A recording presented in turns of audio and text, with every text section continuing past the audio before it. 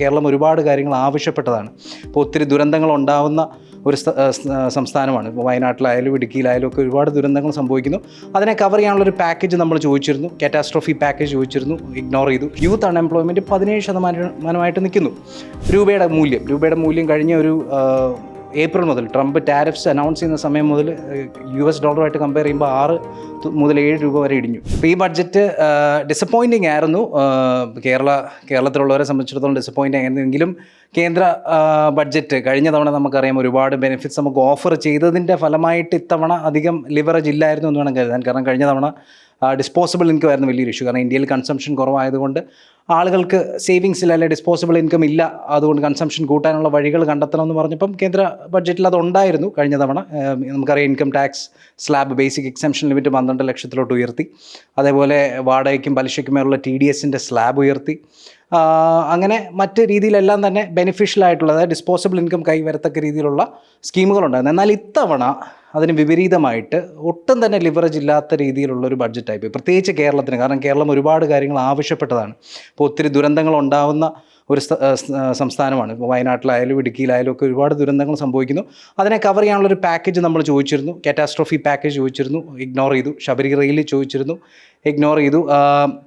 അതുപോലെ ട്രംപിൻ്റെ ടാരിഫ്സുമായിട്ട് ബന്ധപ്പെട്ട് നിൽക്കുന്ന ചില മേഖലകൾ, അവിടെ മാത്രമാണ് എനിക്ക് തോന്നുന്നത് ഇൻഡയറക്റ്റ്ലി എങ്കിലും നമ്മൾ ബെനിഫിറ്റ് ചെയ്തത്. കാരണം ട്രംപിൻ്റെ ടാരിഫ് ബാധിക്കുന്നത് നമ്മളെ മാത്രമല്ല, നമുക്കറിയാം ഒരുപാട് സെക്ടേഴ്സ്, ഇന്ത്യ ഒട്ടാകെ ഒരുപാട് സെക്ടേഴ്സിനെ അത് ബാധിക്കുന്നുണ്ട്.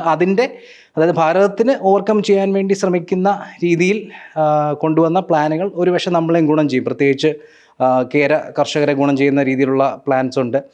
അതേപോലെ തന്നെ കൊക്കോ പ്ലാന്റേഷൻസിൻ്റെ കേസിലുണ്ട്. പിന്നെ എടുത്തു പറയാൻ പറ്റുന്ന ഒരു മേഖല ടെക്സ്റ്റൈൽ മേഖലയും, രണ്ടാമത് പറയാൻ പറ്റുന്ന സെമി കണ്ടക്ടറിൻ്റെ കാര്യമാണ്. സെമി കണ്ടക്ടർ മെഷീന് വേണ്ടി 40,000 കോടി ഇൻവെസ്റ്റ് ചെയ്യുന്നു എന്ന് പറയുന്നത് വലിയ കാര്യമാണ്. കാരണം പ്രത്യേകിച്ച് നമുക്കറിയാം ഇപ്പം ചൈനയും തൈവാനും സൗത്ത് കൊറിയയും ഡിപ്പെൻഡ് ചെയ്തിട്ടാണ് ഏകദേശം ലോകം മുഴുവൻ തന്നെ സെമി കണ്ടക്ടർ അവൈലബിലിറ്റിക്കായിട്ട് വെയിറ്റ് ചെയ്യുന്നത്. അപ്പോൾ അങ്ങനെ ഒരു പ്രശ്നം ഉണ്ടാകാതിരിക്കാൻ, സെൽഫ് റിലയൻസ് വർദ്ധിപ്പിക്കാനായിട്ട് സെമി കണ്ടക്ടർ മെഷീന് വേണ്ടി മാറ്റി വെച്ചിരിക്കും. തീർച്ചയായിട്ടും നല്ല കാര്യമാണ്. ഇനി ഇന്ത്യയിൽ എനിക്ക് തോന്നുന്ന കേരളത്തിലുണ്ടായ ഏറ്റവും വലിയൊരു ഡ്രോബാക്ക് അല്ലെങ്കിൽ ഒരു ഡിസപ്പോയിൻമെൻറ്റ് എന്ന് പറയുന്നത് ഡെവല്യൂഷൻ്റെ ഡിവിസിബിൾ പൂളിനെ കുറിച്ചുള്ളതാണ്. 41% നമ്മൾ 50% ചോദിച്ചിരുന്നു. 45% കിട്ടുമെന്ന് പ്രതീക്ഷിച്ചിരുന്നു. പക്ഷേ 41 തന്നെയാണ് നിൽക്കുന്നത്. ഇനി അതിൻ്റെ ഫോർമുലയിൽ മാറ്റം ഉണ്ടാവും ഇല്ലയോ എന്ന് മാത്രമാണ് നമുക്ക് കാണാനുള്ളത്. അതിലും മാറ്റമില്ലെന്നുണ്ടെങ്കിൽ തീർച്ചയായിട്ടും കേരളത്തിന് നിരാശാജനകമാണ്. പിന്നെ നമുക്ക് തോന്നുന്ന ഒരു കാര്യം, ഇപ്പോൾ ചില രാജ്യങ്ങൾ, ന്യൂസിലൻഡ് ഒരു ചെറിയ രാജ്യമാണ്, പക്ഷേ ന്യൂസിലൻഡിലുള്ളൊരു രീതി എന്ന് പറഞ്ഞു കഴിഞ്ഞാൽ OAG, നമ്മുടെ CAG പോലെ തന്നെ അവർ ഓഫീസ് ഓഫ് ഓഡിറ്റർ ജനറൽ ഉണ്ട്.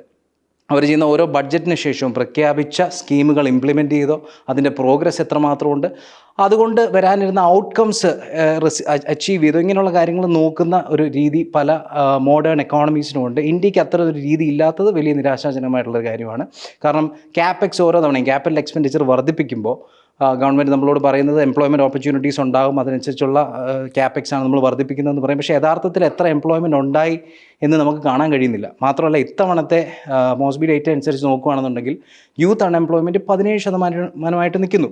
പിന്നെ കേരളത്തിൻ്റെ കാര്യം വിട്ട് നമുക്ക് ഇന്ത്യ എന്നുള്ള രാജ്യത്തെക്കുറിച്ച് തന്നെ എടുക്കുമ്പോൾ നമുക്ക് കുറച്ച് കാര്യങ്ങളിൽ ഡ്രോബാക്സ് ഉണ്ട്. ബഡ്ജറ്റിൽ നമ്മൾ നോക്കുന്ന ഇത്തരത്തിലുള്ള പ്രോബ്ലംസിനുള്ള സൊല്യൂഷൻസ് കിട്ടിയോ എന്നുള്ളതാണ്. ഇപ്പോൾ ഒരു ഉദാഹരണം പറഞ്ഞു കഴിഞ്ഞാൽ രൂപയുടെ മൂല്യം കഴിഞ്ഞ ഒരു ഏപ്രിൽ മുതൽ ട്രംപ് ടാരിഫ്സ് അനൗൺസ് ചെയ്യുന്ന സമയം മുതൽ US ഡോളറുമായിട്ട് കമ്പയർ ചെയ്യുമ്പോൾ 6 മുതൽ 7 രൂപ വരെ ഇടിഞ്ഞു. യൂറോ ആയിട്ടും ചൈനീസ് യുവാനുമായിട്ട് കമ്പയർ ചെയ്യുമ്പോഴത്തേക്ക് 7.5% ഇടിഞ്ഞു. അപ്പോൾ ഇങ്ങനെ നിൽക്കുന്ന ഒരു സിറ്റുവേഷനിൽ അതിനെ ഒന്ന് മിറ്റിഗേറ്റ് ചെയ്യാൻ എന്താണ് ചെയ്യുന്നതെന്നുള്ളത് വ്യക്തമാക്കിയിട്ടില്ല. അതേപോലെ അൺഎംപ്ലോയ്മെൻറ്റ് കേസ് ഞാൻ പറഞ്ഞു. അപ്പോൾ ഇങ്ങനെയുള്ള കാര്യങ്ങൾ കുറച്ചുകൂടെ സീരിയസ് ആയിട്ട് ഗവൺമെൻറ് കണ്ട് അടുത്ത ബഡ്ജറ്റിലെങ്കിലും മാറ്റങ്ങൾ ഉണ്ടാവട്ടെ എന്ന് വിചാരിക്കുന്നു. കേരളത്തിന് തീർച്ചയായിട്ടും അല്പം ഡിസപ്പോയിൻറ്റിംഗ് ആയിരുന്നു. പ്രത്യേകിച്ച് ഒരു ഇലക്ഷൻ കൂടെ നിൽക്കുമ്പോൾ നമ്മൾ പ്രതീക്ഷിച്ച ഒരു അനൗൺസ്മെൻറ്റ് ഒന്നും തന്നെ ഉണ്ടായില്ല.